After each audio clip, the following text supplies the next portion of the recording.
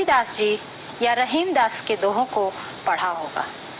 आज हम जानेंगे कि दोहे क्या होते हैं। दोहा एक मात्रिक छंद होता है जिसमें 4 चरण होते हैं। इसके विषम चरणों में यानी कि पहले और तीसरे चरण में 13-13 मात्राएं होती हैं और सम चरणों में यानी कि दूसरे और चौथे चरण में 11-11 मात्राएं होती हैं। इसके विषम चरणों के अंत में एक लघु और एक गुरु मात्रा का होना आवश्यक होता है। बच्चों, आपने तुलसीदास जी द्वारा रचित रामचरितमानस पर आधारित रामायण धारावाहिक को भी देखा होगा, जरूर देखा होगा दूरदर्शन पे। इसमें तुलसीदास जी ने दोहे और चौपाइयों के माध्यम से मर्यादा पुरुषोत्तम भगवान श्री राम के आदर्श जीवन चरित्र का वर्णन किया है। आज के इस पाठ में बिहारी जी ने दोहों के माध्यम से नैतिक एवं व्यवहारिक जीवन मूल्यों को स्पष्ट किया है। इस पाठ में 2 तरह के दोहे दिए गए हैं, नीति के दोहे और भक्ति के दोहे। तो आइए हम पहले जान लें कि नीति और भक्ति क्या है। नीति या नैतिकता समाज की वह अमूल्य वस्तु है जो सभ्य समाज का निर्माण करती है। मानव नैतिकता के मूल्यों पर चलकर अपने गुणों को प्रदर्शित करता है, अपने सद्गुणों को प्रदर्शित करता है। सरल शब्दों में हम कह सकते हैं कि उचित अनुचित और सही गलत का ज्ञान ही नैतिकता है। नैतिकता के साथ कुछ व्यवहार के भी नियम जुड़े हुए हैं, जैसे चोरी ना करना, बड़ों का सम्मान करना, परिवार का पालन पोषण करना, हत्या ना करना। इस तरह के बहुत से नियम जुड़े हुए हैं। आप सभी लोग जानते हैं कि व्यक्तियों के समूह से समाज का निर्माण होता है और समाज से देश का निर्माण होता है। तो किसी देश का उत्थान या पतन वहाँ के लोगों के स्तर पर निर्भर करता है और लोगों का स्तर उनकी और वहाँ की शिक्षा पद्धति पर। मनुष्य के निर्माण और समाज के उत्थान में शिक्षा का महत्वपूर्ण योगदान है। ऐसे में समाज के उत्थान के लिए, देश के उत्थान के लिए शिक्षा में नैतिक शिक्षा का होना बहुत महत्वपूर्ण है, बहुत आवश्यक है। बहुत से महापुरुष हुए हैं जिन्होंने नैतिक मूल्यों को अपने पूरे जीवन में महत्व दिया है, किंतु आज लोग अपनी अंतरात्मा की आवाज न सुनकर भौतिक सुख सुविधाओं के पीछे भाग रहे हैं। आज नैतिक मूल्यों का पतन हो रहा है। हम नित्य प्रति समाचार पत्रों के माध्यम से, दूरदर्शन के माध्यम से ऐसी खबरों को सुनते हैं जो हमारे मन मस्तिष्क को दुखी कर देती हैं, जैसे कि हत्या की खबरें, अत्याचार, भ्रष्टाचार की खबरें। इस प्रकार अनेक मन को दुखी करने वाली हम खबरें पढ़ते हैं। ऐसे में बिहारी जी के दोहों को पढ़ना और उसको समझना और अपने जीवन में उतारना बहुत आवश्यक हो जाता है। आइए हम भक्ति को भी जानते हैं। बच्चों, भक्ति ईश्वर के प्रति प्रेम है, सच्चा प्रेम, संपूर्ण समर्पण। सरल शब्दों में कह सकते हैं कि आत्मा का परमात्मा से बंध जाना ही भक्ति है। भक्ति शब्द भज धातु से बना हुआ है, जिसका अर्थ है भजन करना या सेवा करना। प्रेम तो हम अपनी लौकिक चीजों से भी करते हैं, व्यक्तिगत रिश्तों से भी करते हैं, जो कि भक्ति नहीं है, वह तो एक आसक्ति है। जिस मनुष्य में शुद्ध विचार आ जाएं, जिसमें ऊंच नीच का भाव न हो, जो सभी को समभाव समझता हो, सबके प्रति दया और करुणा का भाव रखता हो, ऐसे व्यक्ति को हम भक्त का दर्जा दे सकते हैं। जब हमें नर के रूप में ही नारायण दिखाई देने लगे, नर की सेवा हम नारायण के रूप में करने लगे, तो ऐसी भक्ति सच्ची भक्ति कहलाती है। जैसे कि शबरी की भक्ति। शबरी ने पूरा जीवन प्रभु श्री राम के दर्शनों के लिए वन में व्यतीत किया। जैसे कि मीरा की भक्ति, जिन्होंने कृष्ण की प्राप्ति के लिए, कृष्ण की भक्ति के लिए अपने सभी सुख वैभव का त्याग कर दिया। तो आशा है बच्चों, आपको नैतिक मूल्य और भक्ति या नीति या भक्ति का भाव स्पष्ट हो गया होगा। अब हम इस पाठ में बिहारी जी के दोहों का सस्वर वाचन करेंगे, बिहारी जी का जीवन परिचय जानेंगे, दोहों का भावार्थ समझेंगे और पाठ में आए व्याकरण की चर्चा भी करेंगे। तो सबसे पहले हम दोहों का सस्वर वाचन करते हैं। बड़े न हूजे गुणन बिन, विरद बड़ाई पार, कहत धतूरे सो कनक, गहनो गढ़ो न जाय बिहारी, गहनो गढ़ो न जाय। अति अगाध अति ओथरो, नदी कूप सरबार, सोता को सागर जहाँ, जाकी प्यास बुझाए बिहारी, जाकी प्यास बुझाए। ओछे बड़े न हुए सकें, लगों सतर हुए गैन, दीर्घ हो ही ना नै कहूँ, फारी निहारे नैन बिहारी, फारी निहारे नैन। कनक कनक ते सौ गुनी, मादकता अधिकार, उही खाए बोराए जग, इहीं पाए बोराए बिहारी, इहीं पाए बोराए। दिन 10 आदरु पाई के, कर लूं आप बखान,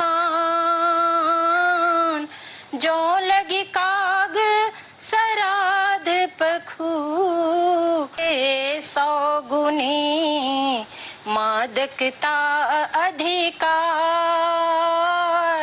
उही खाए बोराए जग, इहीं पाए बोराए बिहारी, इहीं पाए बोराए।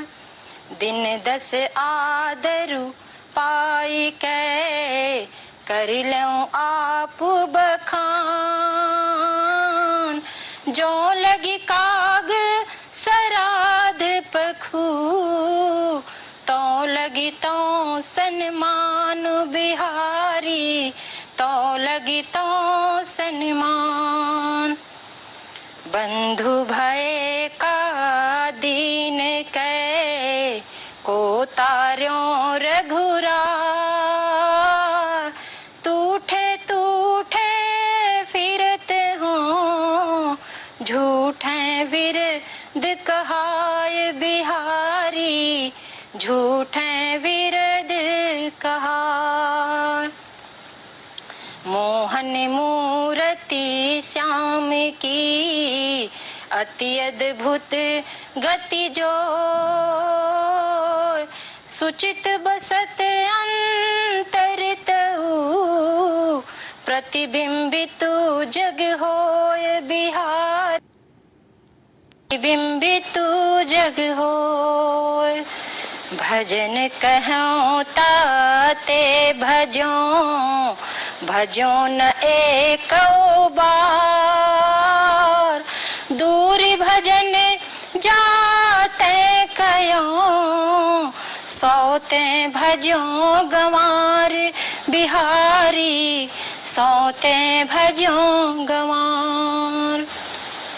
आशा है आपको दोहों का सस्वर वाचन अच्छा लगा होगा और आप लोग भी इसे सस्वर वाचन करने का प्रयास करेंगे।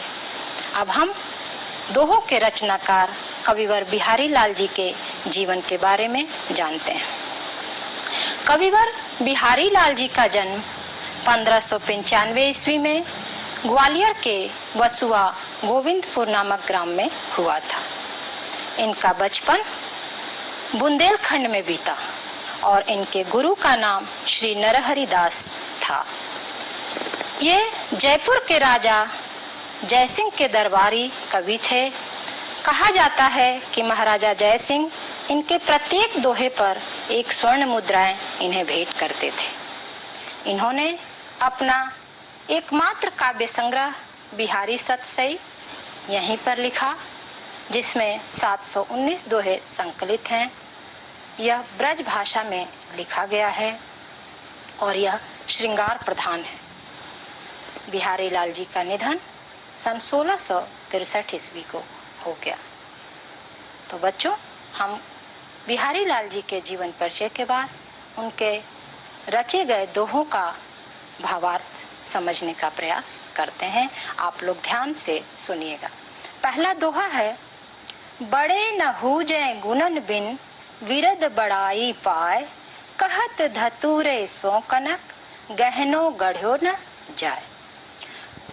यहाँ पर विरद शब्द का देखिए अर्थ है यश, और कनक शब्द के दो अर्थ होते हैं, धतूरा और सोना। प्रस्तुत दोहे में कवि ने नाम की अपेक्षा गुण को महत्वपूर्ण बताया है। कवि बिहारी लाल जी कहते हैं कि किसी का नाम चाहे कुछ भी रख दीजिए, वह व्यक्ति गुण के अभाव में बड़ा नहीं हो सकता। जिस प्रकार यहाँ धतूरे का नाम कनक अर्थात सोना है, लेकिन उससे गहने नहीं गढ़ाए जा सकते। इस प्रकार कवि कहना चाहते हैं कि हमें गुणवान होने का प्रयास करना चाहिए। गुणवान व्यक्ति ही बड़ा या महान होता है। अगला दोहा है, अति अगाध अति ओथरो नदी कूप सरबाए, सो ताको सागर जहां जाकी प्यास बुझाए। यहाँ पर ओथरो शब्द का अर्थ है उथला और बाई शब्द का अर्थ है बापी या बावली। प्रस्तुत दोहे में कविवर बिहारी लाल जी कहते हैं कि कोई नदी, सरोवर, तालाब या बावली चाहे अथाह जल से भरी हो या छिछली हो, वह किसी प्यासे की प्यास बुझा देती है तो उसके लिए वही सागर के समान है। कहने का आशय यह है कि जो व्यक्ति हमारी आवश्यकता में काम आता है, जो व्यक्ति हमारी जरूरतों में काम आता है, वही हमारे लिए बड़ा होता है, वही हमारे लिए महत्वपूर्ण होता है। अगला दोहा है, ओछे बड़े न हो सके लगाओ सतरवें कैन, दीर्घ हो ही ना नय कहूं फारी निहारे नैन। यहाँ पर सतरवें का अर्थ है ऐंठ कर, गैन का अर्थ है गगन या आकाश, लगाओ शब्द का अर्थ है छूने लगे और नय कहूं शब्द का अर्थ है थोड़ा सा। प्रस्तुत दोहे में कवि कहते हैं कि ओछा व्यक्ति, ओछा यानी तुच्छ व्यक्ति, गुणहीन व्यक्ति, चाहे ऐंठ कर आकाश को छूने की कोशिश क्यों न करे, लेकिन वह बड़ा नहीं हो सकता। जिस प्रकार हम अपनी आंखों को कितना भी फाड़ कर देखें, कितना भी फैला कर देखें, वह उतनी ही रहती है, बड़ी नहीं होती है। आइए अब हम अगले दोहे को देखते हैं। कनक कनक ते 100 गुनी मादकता अधिकाए, उही खाए बौराए जग इही पाए बौराए। प्रस्तुत दोहे में कवि ने यमक अलंकार का प्रयोग करके बहुत ही चमत्कार पैदा किया है। यहाँ पर कनक शब्द के दो अर्थ हैं, 2 बार कनक आया है और दोनों बार उसके अर्थ अलग अलग हैं। एक कनक का अर्थ है सोना और दूसरे कनक का अर्थ है धतूरा। इस दोहे में बिहारी लाल जी कहते हैं कि सोने में मादकता, मादकता का अर्थ है नशा, सोने में नशा धतूरे से 100 गुना अधिक है, क्योंकि धतूरे को खाकर आदमी अपना विवेक खो देता है या नशे में हो जाता है, जबकि सोने को मात्र पा लेने से या देख लेने से ही व्यक्ति घमंड में विवेकहीन हो जाता है। सोना को देखकर अलग अलग लोगों में अलग अलग तरह के भाव पैदा हो जाते हैं। जैसे यदि कोई चोर सोने को देखता है तो उसके अंदर चोरी का भाव पैदा हो जाता है। यदि कोई लुटेरा सोने को देखता है तो उसके अंदर लूटने का भाव पैदा हो जाता है। कोई ठग देखता है तो उसके अंदर ठगने का भाव पैदा हो जाता है। यदि हम इतिहास उठाकर देखें तो सोने ने के आकर्षण ने जितनी बुद्धि खराब की उतनी किसी ने नहीं की। सोने के चलते परिवार में अपनापन खत्म हुआ, लड़ाई झगड़े हुए हैं। इसलिए कवि ने सोने को यहाँ पर धतूरे से 100 गुना अधिक मादक या 100 गुना अधिक नशीला बताया है।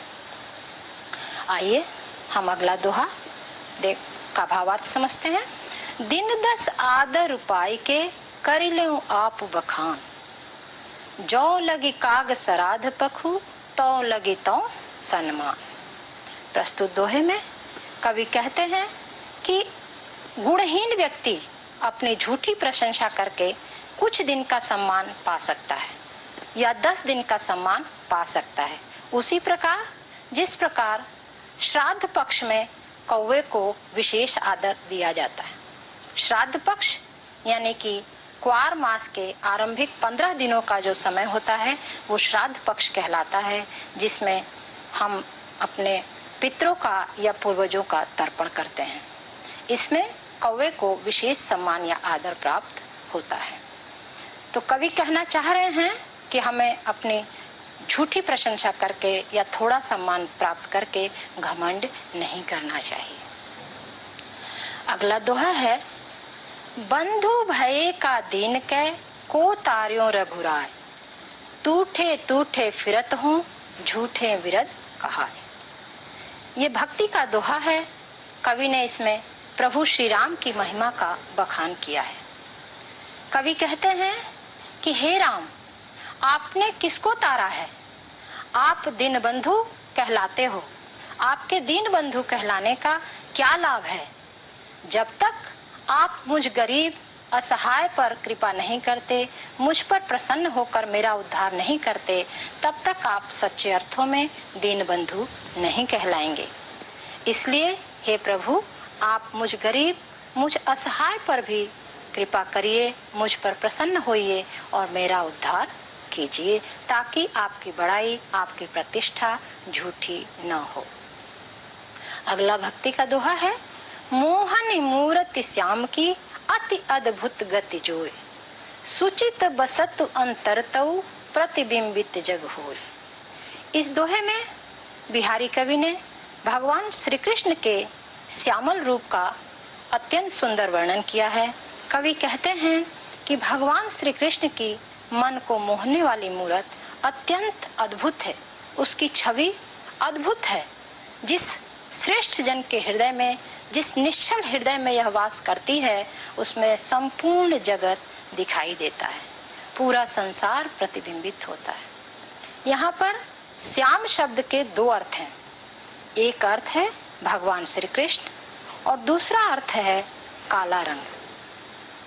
काले दर्पण में हमको अपना प्रतिबिंब दिखाई नहीं देता, लेकिन जब भगवान श्री कृष्ण की मोहन छवि हमारे हृदय में वास करती है तो उसमें संपूर्ण जगत दिखाई देता है। अगला भक्ति का दोहा है, भजन कहो ताते भजो, भजो न एको बार, दूर भजन जाते कहो, सौते भजो गंवार। यहाँ शब्दों के अर्थ देख लेते हैं। भजन कहो का अर्थ है भजन करने के लिए कहा, ताते भजो का अर्थ है उससे दूर भाग गए, भजो न भजन नहीं किया, दूर भजन जाता है यानी जिन दुर्गुणों से दूर भागने के लिए कहा। प्रस्तुत भक्ति परक दोहे में कवि कहते हैं कि हे मेरे गंवार मन, जिस भजन को तुझे भजने के लिए मैंने बार बार कहा, उस भजन को तूने एक बार भी नहीं भजा। यहाँ भजन शब्द 2 बार आया है, जिसमें एक भजन का अर्थ है सद्गुण और दूसरे भजन का अर्थ है दुर्गुण। तो कवि कहना चाह रहे हैं कि हे मेरे गंवार मन, जिन सद्गुणों को अपनाने के लिए मैंने तुझसे बार बार कहा, तूने उसको एक बार भी नहीं अपनाया। और दूर भजन जाते कहो, सोते भजो कंवार, जिन दुर्गुणों से दूर रहने के लिए कहा, बचने के लिए कहा, उन दुर्गुणों को ही तूने बार बार अपनाया। उन भजनों को ही तूने बार बार भजा जिनसे मैंने तुझे दूर रहने के लिए कहा। तो बच्चों, यहाँ पर दोहों का भावार्थ समाप्त होता है। उम्मीद है आपको भावार्थ स्पष्ट हो गया होगा। अब हम इस पाठ में आए व्याकरण पक्ष की बात करेंगे, जिसमें सबसे पहले बात करेंगे अलंकार की। अलंकार शब्द अलम धातु से बना हुआ है, जिसका अलम धन कार, जिसका अर्थ होता है आभूषण या शोभा बढ़ाने वाला। आप सब लोग जानते हैं कि जब कोई नारी आभूषण को धारण करती है या गहने पहनती है तो उसकी सुंदरता में निखार आ जाता है, वह और अधिक सुंदर दिखाई देने लगती है। इसी प्रकार जब भाषा में अलंकारों का उपयोग होता है तो उसमें भी एक चमत्कार पैदा हो जाता है, उसकी सुंदरता भी बढ़ जाती है। तो उन शब्दों को जिनके द्वारा भाषा में चमत्कार पैदा हो, सौंदर्य बढ़ जाए, उन्हें हम अलंकार कहते हैं। अलंकार के मुख्यतः दो भेद हैं, पहला शब्दालंकार और दूसरा अर्थालंकार। जैसा कि नाम से ही स्पष्ट है, शब्दालंकार यानी जहां पर शब्दों के उपयोग से भाषा में सौंदर्य बढ़े, काव्य में सौंदर्य बढ़े, वहां पर शब्दालंकार होता है। और जहां पर अर्थ के आने से भाषा का सौंदर्य बढ़े या काव्य का सौंदर्य बढ़ जाए, वहां पर अर्थालंकार होता है। आइए हम इनके भेदों को भी जानते हैं। शब्दालंकार के भेद हैं, पहला अनुप्रास अलंकार, दूसरा यमक अलंकार और तीसरा श्लेष अलंकार।